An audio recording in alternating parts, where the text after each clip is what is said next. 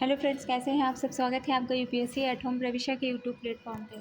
हमारी जो स्पेक्ट्रम की सीरीज़ चल रही है जिसमें हमने चैप्टर 16 कंप्लीट किया है।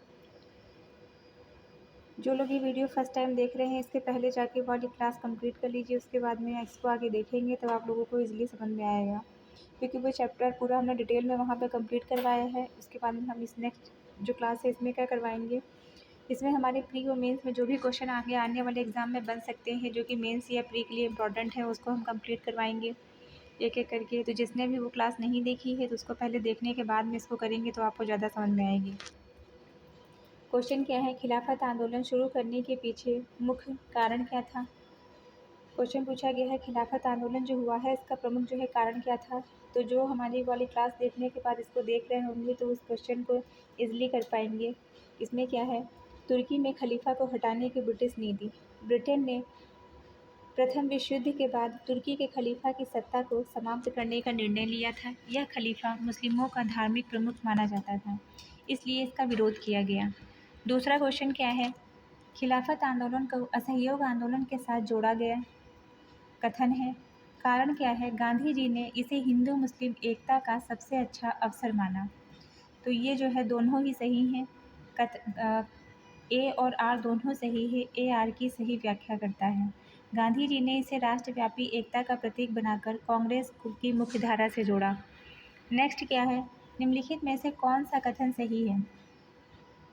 खिलाफत आंदोलन की शुरुआत कब की गई, 1919 में। ये सही है। इसकी समाप्ति गांधी के द्वारा आंदोलन स्थगित करने से नहीं बल्कि तुर्की खलीफा की सत्ता के समाप्त होने से हुई। तो ये दोनों ही सही हैं, ए और दो दोनों सही हैं। आंदोलन 1919 में शुरू हुआ था। 1924 में खलीफा की सत्ता समाप्त होने पर यह समाप्त हो गया।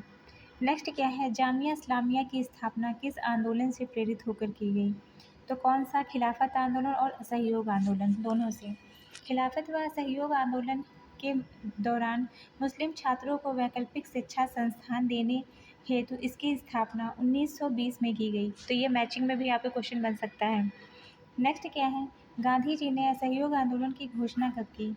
तो कब की, अगस्त 1920 में। अगस्त 1920 में आंदोलन की घोषणा की गई थी। इसे दिसंबर 1920 में नागपुर अधिवेशन में कांग्रेस ने इसे अनुमोदित किया था। नेक्स्ट क्वेश्चन क्या है, निम्नलिखित में से कौन सा कथन गलत है। इसमें क्या है, खिलाफत आंदोलन केवल धार्मिक आंदोलन था। दूसरा क्या है, असहयोग आंदोलन पूर्ण स्वराज की मांग पर आधारित था। तो ये दोनों ही कथन गलत हैं। खिलाफत आंदोलन धार्मिक के साथ साथ राजनीतिक भी था। असहयोग आंदोलन स्वराज की मांग पर आधारित था। इसमें पूर्ण स्वराज की मांग 1929 में लाहौर अधिवेशन में उठी थी। नेक्स्ट क्वेश्चन क्या है, असहयोग आंदोलन का विरोध करने वाले प्रमुख नेता कौन थे। तो कौन थे, मोहम्मद अली जिन्ना। मोहम्मद अली जिन्ना जो है असहयोग आंदोलन का विरोध करने वाले प्रमुख नेता थे। जिन्ना ने अहिंसक असहयोग के विचार का विरोध किया और कांग्रेस से इस्तीफा दे दिया। नेक्स्ट क्वेश्चन हम देखेंगे, 1921 में बंगाल के किस क्षेत्र में असहयोग आंदोलन के दौरान हिंसक विद्रोह हुए थे। तो कौन सा जो है क्षेत्र था, खलीफाबाद। खलीफाबाद में किसानों ने जमींदारों के खिलाफ विद्रोह किया। आंदोलन के व्यापक प्रभाव को दर्शाता है। नेक्स्ट क्वेश्चन क्या है, चौरा चौरी की घटना के बाद गांधी ने असहयोग आंदोलन को स्थगित कर दिया। ये जो है क्या है, कथन है। कारण क्या है, गांधी हिंसक मार्ग से आंदोलन को दूर रखना चाहते थे। तो ये दोनों ही सही है, मतलब ए और आर दोनों ही सही है और आर ए की सही व्याख्या करता है। गांधी जी ने नैतिकता को सर्वोच्च प्राथमिकता दी, इसलिए आंदोलन को रोक दिया। ये जो चौरा चौरी जो कांड हुआ था ये कहाँ पे हुआ था, ये उत्तर प्रदेश के गोरखपुर डिस्ट्रिक्ट में हुआ था। इसकी डेट क्या है, ये हुआ था 5 फरवरी 1922 को प्रारंभ हुआ था। इसका स्थगन की डेट क्या है, 12 फरवरी 1922। नेक्स्ट क्या है, निम्नलिखित में से किसे गांधी जी ने शुद्धतम सत्याग्रही कहा था। किसे, अली बंधुओं को। मौलाना मोहम्मद अली और शौकत अली दोनों ही गांधी जी के सत्याग्रह के सच्चे अनुयायी थे। नेक्स्ट क्या है, निम्नलिखित में से किस शहर में कांग्रेस कार्यकारिणी ने असहयोग आंदोलन को औपचारिक रूप से प्रारंभ किया था। तो कौन सा अधिवेशन था, 1920 का नागपुर अधिवेशन। दिसंबर 1920 के नागपुर अधिवेशन में कांग्रेस ने असहयोग आंदोलन को आधिकारिक रूप से अपनाया। नेक्स्ट क्वेश्चन हम देखेंगे, निम्नलिखित में से कौन सा सही नहीं है। गांधी जी ने खादी को राष्ट्रीय प्रतीक माना। दूसरा क्या है, आंदोलन के दौरान छात्रों ने सरकारी स्कूलों का बहिष्कार किया। तीसरा क्या है, आंदोलन का मुख्य उद्देश्य औद्योगिक क्रांति लाना था। ये जो है थर्ड जो सी है वो गलत है। फोर्थ पॉइंट क्या है, वकीलों ने ब्रिटिश अदालतों से त्यागपत्र दिए। असहयोग आंदोलन का उद्देश्य ब्रिटिश सत्ता का शांतिपूर्ण विरोध था, न कि औद्योगिक विकास। नेक्स्ट हम देखेंगे, तिलक स्वराज फंड की स्थापना किस उद्देश्य से की गई थी। तो किसके लिए की गई थी, असहयोग आंदोलन के लिए धन जुटाना। यह फंड 1 करोड़ रुपए के लक्ष्य के साथ चलाया गया था। नेक्स्ट क्या है, गांधी जी ने किस अखबार में खिलाफत आंदोलन पर लेख लिखे। इसमें यंग इंडिया, नवजीवन और हरिजन, इनमें सभी में। तो ये सारे जो है जो अखबार इनके हैं ये भी डायरेक्ट पूछे जाते हैं कि यंग इंडिया किसका है। यहाँ पे जो है एग्जाम्पल जो दिया रहता है यंग इंडिया में जो किसका किसका एग्जाम्पल दिया रहता है, एनी बेसेंट का और गांधी का। तो लोग जो है कंफ्यूज हो जाते हैं, यंग इंडिया किसका है, यंग इंडिया गांधी इनका जो है गांधी जी का है। और जो न्यू इंडिया है वो किसका है, वो एनी बेसेंट का है। न्यू इंडिया है एनी बेसेंट का और यंग इंडिया है गांधी जी का। नवजीवन भी गांधी जी का समाचार पत्र है, हरिजन भी गांधी जी के द्वारा चलाया गया समाचार पत्र है। अब ये जो है इसमें ये बन सकता है क्वेश्चन कि ये जो यंग इंडिया जो है वो किस लैंग्वेज में लिखा गया है और नवजीवन किस लैंग्वेज से संबंधित था और हरिजन किससे। तो इसमें क्या है कि गांधी जी ने सभी माध्यमों का उपयोग किया है। यंग इंडिया उन्होंने अंग्रेजी में, नवजीवन को गुजराती में, हरिजन जो है सबसे बाद में जो है आया। नेक्स्ट क्या है 1921 में किस राज्य में सबसे प्रभावशाली किसान आंदोलन असहयोग आंदोलन से जुड़ा। उत्तर प्रदेश। अवध क्षेत्र में बाबा रामचंद्र के नेतृत्व में किसान आंदोलनों ने असहयोग आंदोलन को समन्वय किया। नेक्स्ट क्या है, असहयोग आंदोलन के दौरान स्वदेशी आंदोलन किस रूप में सामने आया। किस रूप में आया, विदेशी वस्तुओं की जो है होली जलाना, स्वदेशी शिक्षा संस्थानों की स्थापना से संबंधित था, खादी का प्रचार करना, उपयुक्त सभी। असहयोग आंदोलन में स्वदेशी की भावना व्यापक रूप से प्रसारित हुई।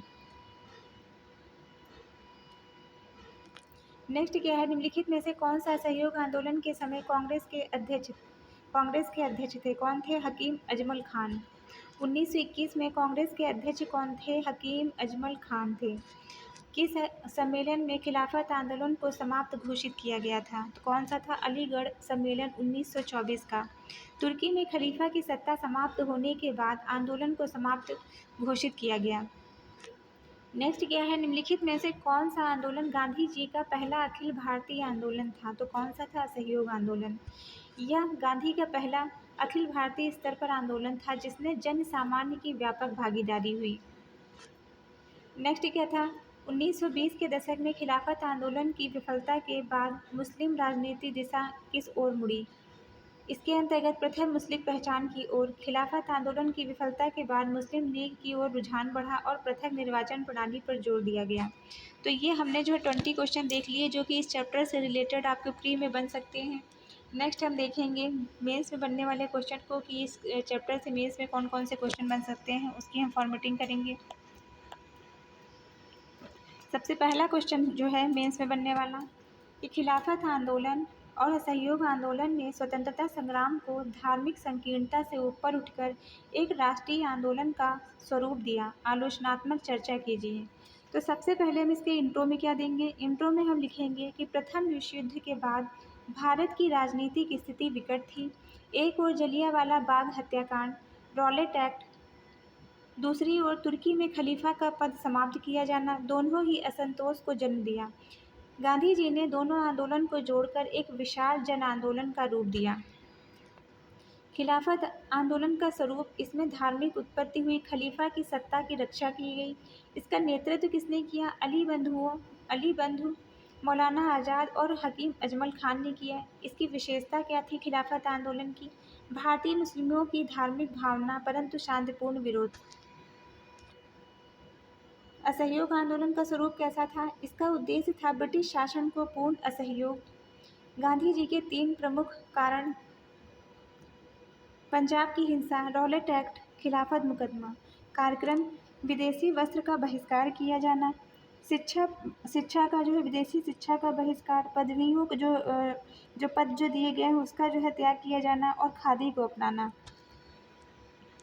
नेक्स्ट क्या है, दोनों का समन्वय और राष्ट्रवादी स्वरूप। गांधी द्वारा आंदोलन का एकीकरण किया गया। पहली बार देशव्यापी जन सहभागिता सुनिश्चित हुई जिसमें किसान, मजदूरों, छात्रों और महिलाओं सभी वर्गों ने जो है बढ़ चढ़कर इसमें हिस्सेदारी ली। सांप्रदायिक एकता का उदाहरण हिंदू मुस्लिम एकता, राष्ट्रवादी असंतोष को एक साझा मंच मिला। इसकी आलोचना व सीमाएं, इसमें क्या है, खिलाफत आंदोलन की धार्मिक प्रकृति दीर्घकालिक नहीं थी। 1924 में खलीफा की समाप्ति एवं मुस्लिम जन असंतुष्ट हुए। आंदोलन का अचानक स्थगन, कौन सी घटना, चौरा चौरी में लोगों का जो जनता का जो विश्वास था वो डगमगा गया। बाद में सांप्रदायिकता की वापसी 1930 के दशक से। तो अतः निष्कर्षतः यह कहा जा सकता है कि यह आंदोलन केवल एक राजनीतिक विरोध नहीं अपितु भारतीय एकता का प्रतीक था। भले ही सीमाएं थीं पर इसने राष्ट्रवाद की भावना को गांव-गांव तक पहुंचाया।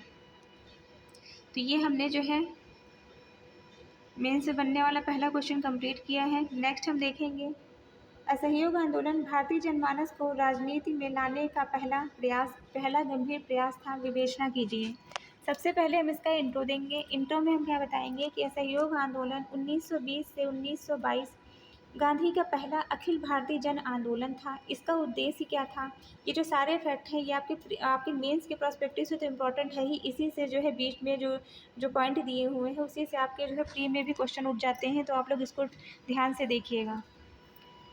इसका उद्देश्य क्या है, ये जो डेट जो हमने यहाँ पे डेट जो दी है सहयोग आंदोलन की 1920 से 1922, तो ये जो डेट है ये आपके प्री में बन सकती है। दूसरा क्या है, दूसरा इससे क्या क्वेश्चन बन सकता है कि गांधी का पहला अखिल भारतीय जन आंदोलन था, तो ये भी डायरेक्ट क्वेश्चन बन सकता है कि गांधी का जो है पहला अखिल भारतीय जन आंदोलन कौन सा था, तो कौन सा आंदोलन था, असहयोग आंदोलन था।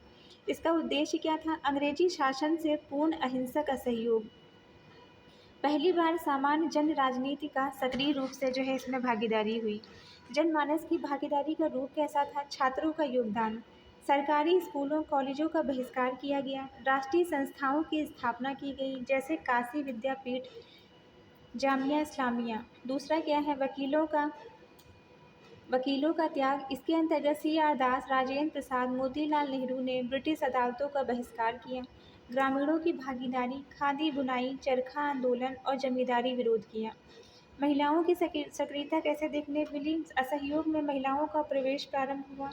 किसानों मजदूरों की भूमिका, अवध, मालाबार, खलीफाबाद जैसे क्षेत्र आंदोलित हुए। गांधी की क्या रणनीति थी, इसके अंतर्गत राजनीति को लोकनीति में बदला इन्होंने। सत्याग्रह व स्वदेशी के माध्यम से जन सहभागिता सुनिश्चित हुई। राष्ट्रवाद का ग्रामीणीकरण किया। सीमाएं इसके अंतर्गत क्या थी, शहरी शिक्षित वर्ग के बाहर जन जागरूकता सीमित थी। आंदोलन का समय अंत हुआ 1922 में। चौरा चौरी जो कांड हुआ था उसके कारण कुछ वर्ग जैसे व्यवसायी उच्च जाति निरपेक्ष रही। इसका निष्कर्ष जो है देखेंगे। अतः निष्कर्षतः यह कहा जा सकता है कि असहयोग आंदोलन ने पहली बार राजनीति को जनजीवन से जोड़ा। स्वतंत्रता संग्राम का व्यापक आधार तैयार हुआ। ये जो क्वेश्चन में प्रस्तावना और जो मेन बॉडी और जो निष्कर्ष लास्ट में जो दिया हुआ है, तो ये आपको अपने क्वेश्चन का जो आंसर आप लिखेंगे तो उसमें इसको यूज़ नहीं करना, वो हमने समझाने के लिए यहाँ पे लिख दिया है। इसको वहाँ पे जो है क्वेश्चन में आपको जो नहीं लिखना है कि प्रस्तावना और जो है मेन बॉडी वाला चीज़, ये पार्ट नहीं लिखना है। इसमें क्या है कि चौरा चौरी कांड ने गांधी के नेतृत्व की नैतिक सीमाओं और राजनीतिक मजबूती दोनों को उजागर किया है। विश्लेषण कीजिए। तो सबसे पहले हम इसका इंट्रो देंगे। इंट्रो में हमने क्या लिखा है कि 4 फरवरी 1922, ये डेट यहाँ पे 5 फरवरी होगी, 1922 को उत्तर प्रदेश के चौरा चौरी में आंदोलनकारियों ने पुलिस थाने में आग लगाई जिसमें 22 सिपाही मारे गए। गांधी ने इस अहिंसा के सिद्धांत के इसे जो है क्या माना, अहिंसा के सिद्धांत के विरुद्ध माना और तुरंत असहयोग आंदोलन को स्थगित कर दिया। इसका नैतिक पक्ष क्या था कि गांधी जी का सिद्धांत साधन और साध्य दोनों पवित्र हो। ये जो पॉइंट है साधन और साध्य और साधन दोनों पवित्र हो, ये आपके ऐसे के पर्सपेक्टिव से भी बहुत ज़्यादा इंपॉर्टेंट है। आप लोग इसको जो है लिखने की कोशिश करिएगा कि साध्य और साधन दोनों पवित्र होना चाहिए। तो ये हमने जो है कंप्लीट करवाया है। हमारी जो ऐसे की सीरीज़ चल रही है उसमें हमने इस टॉपिक को कंप्लीट करवाया है। आप हमारी प्लेलिस्ट में जाके उसको देख सकते हैं और हमारे कमेंट सेक्शन में ज़रूर बताइए कि आप लोगों को ऐसे कैसे लग रहे हैं। हर संडे को हम 2 ऐसे कंप्लीट करवाते हैं। अभी तक उसमें जो है 28 ऐसे कंप्लीट हो गए हैं। आप लोग उसको देखिएगा और बताइएगा कि कैसा लगा। गांधी का निर्णय, हिंसा को बढ़ावा देने वाला कोई भी आंदोलन अनुचित। जो आंदोलन गांधी जी के अनुसार जो है, जो आंदोलन हिंसा को बढ़ावा देगा वो चाहे जिस प्रकार का आंदोलन हो वो अनुचित ही होगा। सत्याग्रह को संयम का पर्याय मानते थे ये। नेक्स्ट क्या है, राजनीतिक मजबूती। गांधी का नैतिक साहस, जनता के समर्थन के बावजूद आंदोलन को रोकना। नेतृत्व की अखंडता, स्वयं गिरफ्तार होना, जवाबदेही लेना। एक अहिंसक नेतृत्व की स्पष्ट दृष्टि। आलोचना इसकी कैसे हुई, कई नेता जैसे सी.आर. दास, सुभाष चंद्र बोस ने इसे अवसर का गंवाना कहा। जनता भ्रमित हुई, कई युवा क्रांतिकारी राह की ओर मुड़े। नेतृत्व और जनता के बीच दूरी बनी। अतः निष्कर्षतः यह कहा जा सकता है कि यह घटना गांधी के नेतृत्व की मजबूती और विचारधारा की प्रामाणिकता दोनों को दर्शाती है। स्वतंत्रता संग्राम में नैतिकता और नीति दोनों का महत्व स्थापित हुआ। तो ये हमारा जो है मेंस में जो क्वेश्चन बन सकता है इस चैप्टर से, थर्ड क्वेश्चन कंप्लीट हो गया। फोर्थ को हम देखेंगे। खिलाफत आंदोलन की विफलता ने भारत में मुस्लिम राजनीति को नई दिशा तय की। विवेचना कीजिए। सबसे पहले हम इसका इंट्रो लिखेंगे। इंट्रो में हम क्या लिखेंगे कि खिलाफत आंदोलन 1919 से 1924 ब्रिटिश शासन के विरुद्ध मुस्लिम समुदाय का शांतिपूर्ण संघर्ष था। इसके विफल होने से भारतीय मुस्लिम राजनीति में निर्णायक परिवर्तन आया। खिलाफत आंदोलन की पृष्ठभूमि क्या रही, तुर्की के खलीफा को इस्लामी दुनिया का धार्मिक प्रमुख माना जाता था।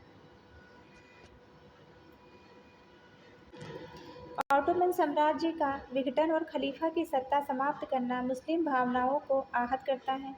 अली बंधुओं और गांधी का सहयोग, हिंदू मुस्लिम एकता का प्रतीक। आंदोलन की विफलता के क्या कारण थे, तुर्की में खुद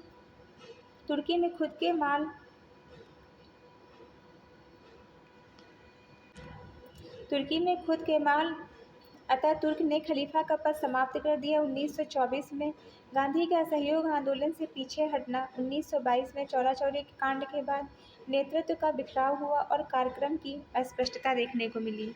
मुस्लिम राजनीति की नई दिशा, कांग्रेस से मोहभंग और मुस्लिम लीग की ओर वापसी। पृथक निर्वाचन की मांग जो है फिर से जोर पकड़ लिया। 1930 के बाद मुस्लिम नेतृत्व धार्मिक पहचान पर केंद्रित हो गया। हिंदू मुस्लिम ध्रुवीकरण की शुरुआत हुई। इसके दीर्घकालिक क्या प्रभाव देखने को मिले, पहला क्या था, सांप्रदायिक राजनीति को बल मिला। द्विराष्ट्र सिद्धांत को जमीन मिली।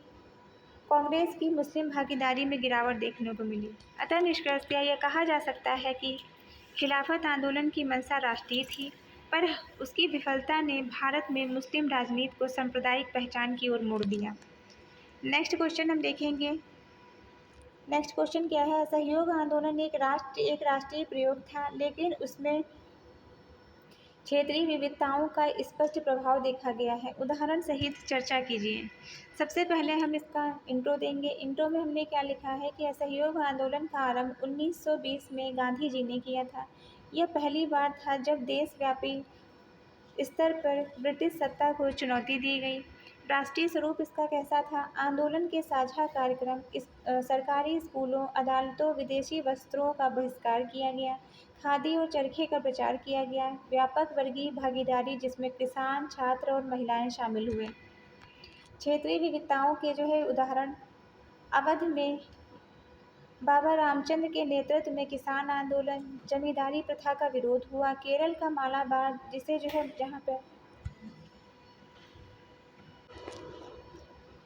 मालाबार जिसमें जो है मोपला विद्रोह, धार्मिक सामाजिक विद्वेष और जमींदारी विरोध हुआ यहाँ पे। तो इसमें क्या था, जो मोपला विद्रोह है वो डायरेक्ट क्वेश्चन आपका बन सकता है कि ये जो है कहाँ से संबंधित है, तो ये केरल के मालाबार से संबंधित है। मोपला विद्रोह कहाँ पे हुआ था? केरल के मालाबार में हुआ था। इसमें ये नेक्स्ट क्या है, पंजाब का अकाली आंदोलन, जिसमें गुरुद्वारों में सुधार आंदोलन हुआ। बंगाल का क्या था, छात्रों और वकीलों की भागीदारी सुनिश्चित हुई और विदेशी कपड़ों की होली जली। बिहार में छात्र शिक्षक आंदोलन, कांग्रेस स्वयंसेवक संगठनों की स्थापना की गई। इसका विश्लेषण हम देखेंगे। आंदोलन का चरित्र राष्ट्रीय रहा, लेकिन प्रेरणाएं, नेतृत्व और राजनीतियां क्षेत्रीय परिस्थितियों के अनुसार अलग अलग थी। इस विविधता ने आंदोलन को सामाजिक रूप से अधिक गहराई दी। अतः निष्कर्षतया यह कहा जा सकता है कि असहयोग आंदोलन एक संयुक्त राष्ट्रीय आंदोलन तो था, लेकिन यह विविधताओं से भरा भारत का वास्तविक प्रतिबिंब भी था। तो ये हमने जो है फाइव जो है क्वेश्चन कंप्लीट कर लिए हैं मेंस में जो आपके बन सकते हैं। नेक्स्ट क्वेश्चन हम देखेंगे, खिलाफत आंदोलन की मुस्लिम नेतृत्व पर केंद्रित रणनीतिक असहयोग आंदोलन की सर्वसमावेशी प्रकृति से टकराती रही, आलोचनात्मक मूल्यांकन कीजिए। सबसे पहले हम इसका इंट्रो देंगे। इंट्रो में हमने क्या लिखा है कि गांधी जी ने दोनों आंदोलनों को जोड़कर एक संयुक्त संघर्ष प्रारंभ किया, परंतु उनके मूल चरित्र में अंतर विरोध था। खिलाफत आंदोलन की प्रकृति कैसी थी? केवल मुस्लिम नेतृत्व के द्वारा प्रेरित था, धार्मिक भावनाओं पर आधारित था, खलीफा की सत्ता की बहाली का उद्देश्य था और सीमित धर्म आधारित वैधता।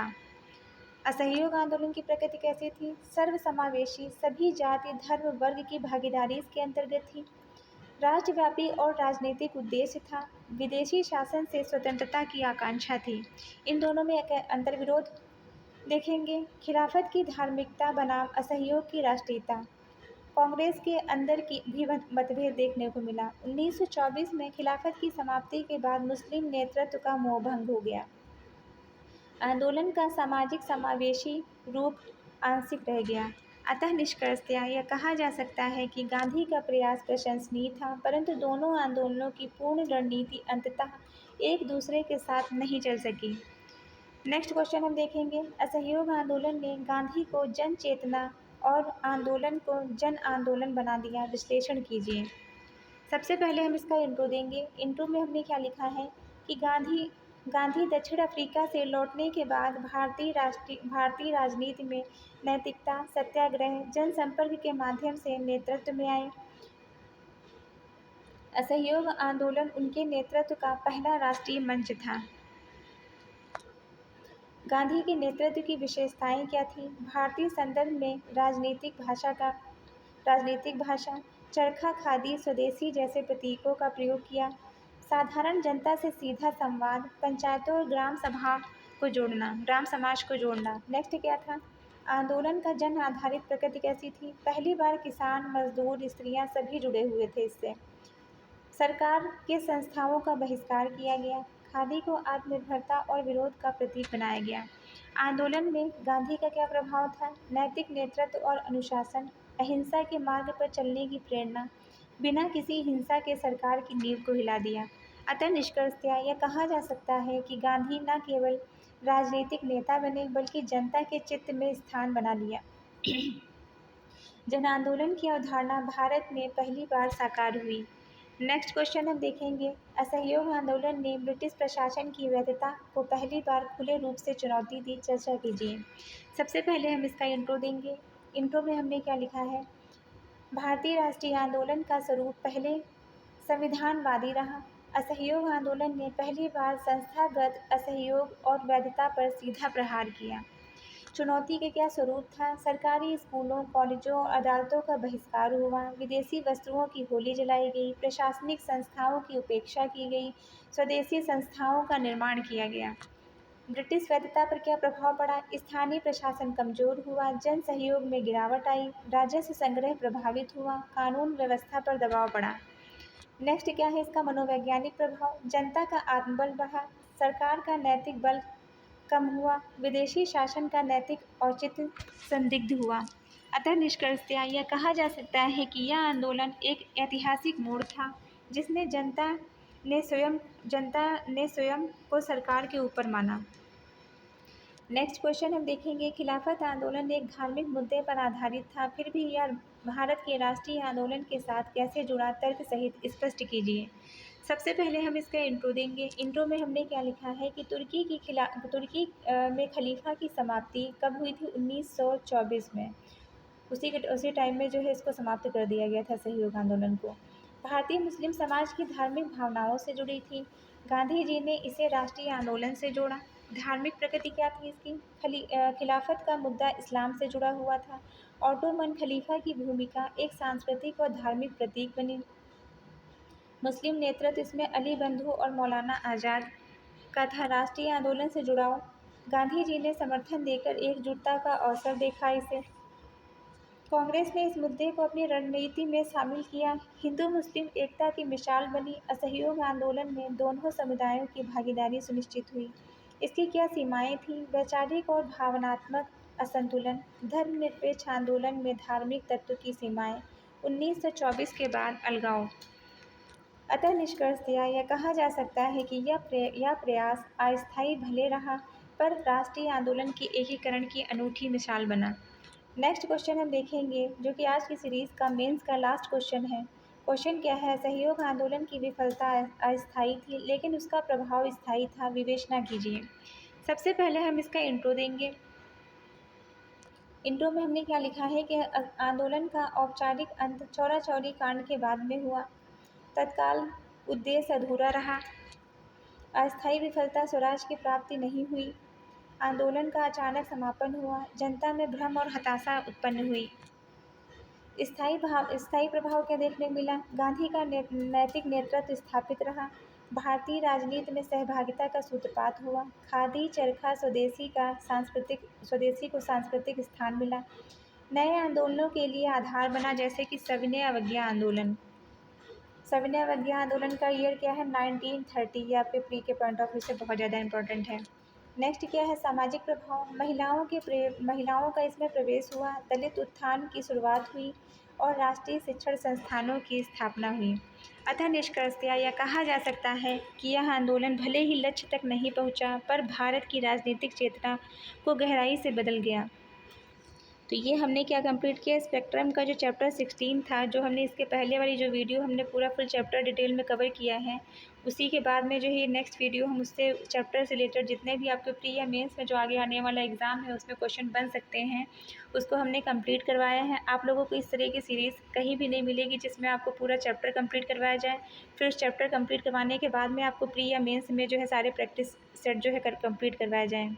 तो आप लोग जो है इसको पूरा देखिए, पूरी प्लेलिस्ट में जाके देखिए। इसके आगे के जो है 15 चैप्टर पूरा कंप्लीट करिए और हमारे कमेंट सेक्शन में ज़रूर बताइए कि आप लोगों की ये सीरीज़ जो चल रही है कैसी लग रही है। तो इस सीरीज़ के साथ साथ आपकी प्री के साथ साथ मेंस दोनों की प्री और मेंस दोनों की तैयारी हो रही है। तो ऐसे ही पढ़ते रहिए, लाइफ में आगे बढ़ते रहिए। यूपीएससी एट होम प्रविष्या के साथ में मेंस आंसर राइटिंग करते रहिए। एटलीस्ट 2 क्वेश्चन की प्रैक्टिस ज़रूर करिए, क्योंकि जब तक लिखेंगे नहीं तब तक लिखना नहीं आएगा। Thank you.